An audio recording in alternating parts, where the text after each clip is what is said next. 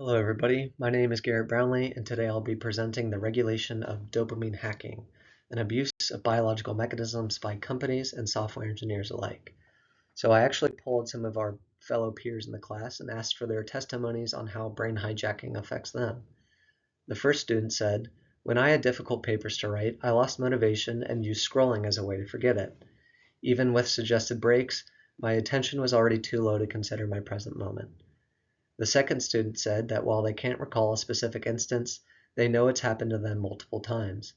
It makes them sad to think that they're not aware or hospitable to the people that they care about while they're on the phone. And I'm sure you have your own personal testimony, which is what makes this such a prevalent, pressing issue, is that everybody's impacted by this issue daily across the globe, especially students, as education is becoming intertwined and inseparable from technology. And with us being in our 20s, we are the target audience of these corporations, which is why it's critical that our generation is aware of this issue. And that's why it's been taught in so many of my courses at Baylor as a neuroscience major. In the last 4 years, I've had 4 courses talk about the mesolimbic reward pathways, which we will discuss today.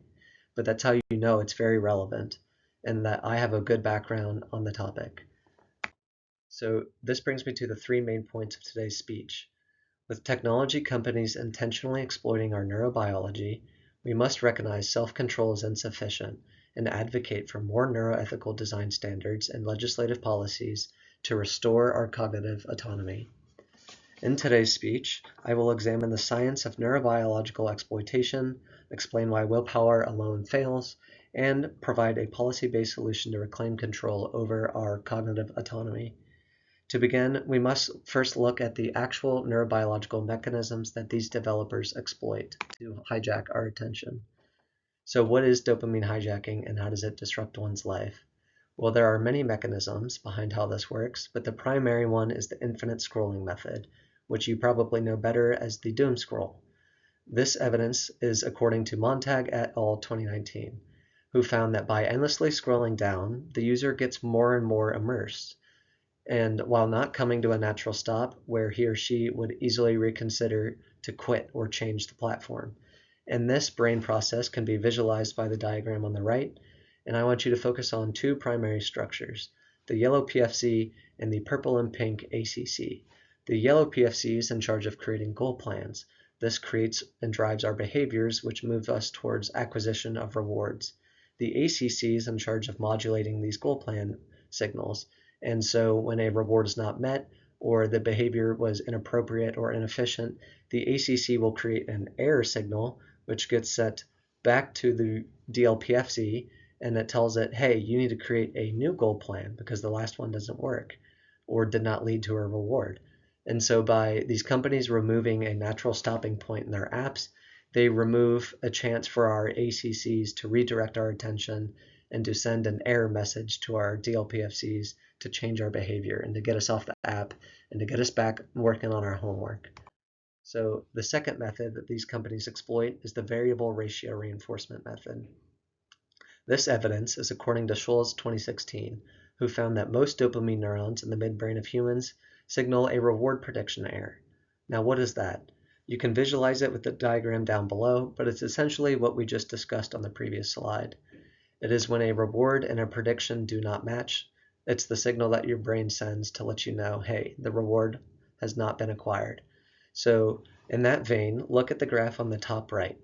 You can see that when no prediction is there and a reward occurs, there's a sudden spike in the line or the bar graph, that black line.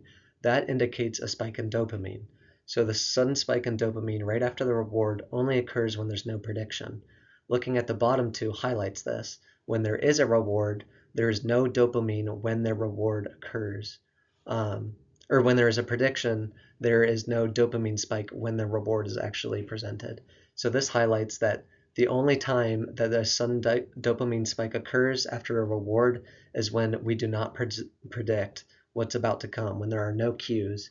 An example of this would be a suspenseful TV show or, again, doom scrolling. You don't know what's going to come next, and then suddenly something really exciting, really reinforcing, and you get a sudden dopamine surge. And so these companies know that, and they add that into their apps to keep you hooked and to add in that dopamine spike. So how did these two dopamine hijacking methods negatively impact student well-being? Well, the Center for Humane Technology in 2018 performed meta-analysis of several dozen research studies, and they found that higher level of switching between media channels was linked to lower working memory and long-term memory. The same source also found from a long-term study following several hundred Dutch teenagers that problematic social media use is linked to the emergence of three serious cognitive effects: reduced attention, increased impulsivity, and increased hyperactivity.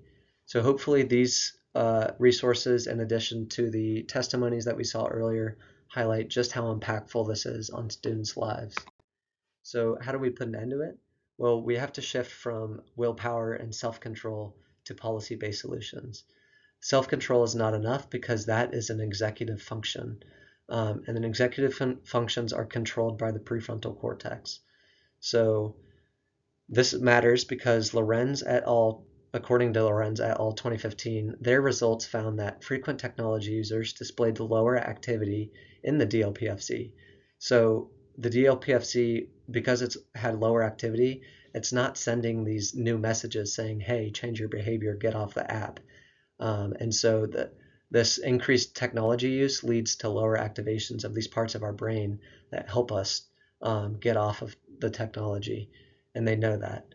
So how do we prevent this if self-control is not enough? Through policy-based solutions like the SMART Act, passed by the 116th Congress in 2019. It's a bill that prohibits social media companies from using these exploitive features. It also requires them to add in the natural stopping points, as we discussed, and it requires them to add a notification that twice an hour shows users how much time they've spent on the app. So we really need more policy-based solutions like that. And will putting those in place really change our life?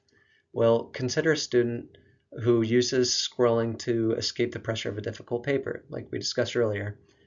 In a visualized future, under the protection of the SMART Act, a student like this will no longer be trapped by the loop.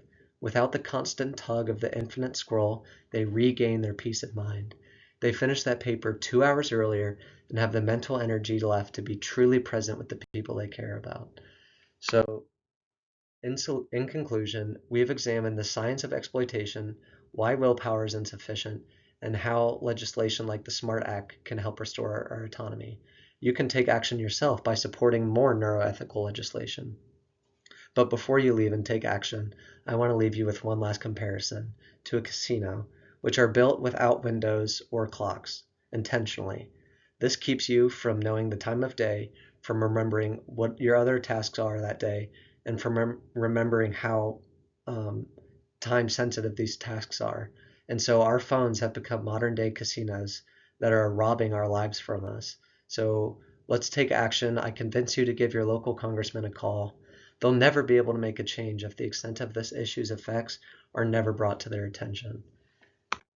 Here's some of my research if you're interested, and I appreciate your attention. Thank you.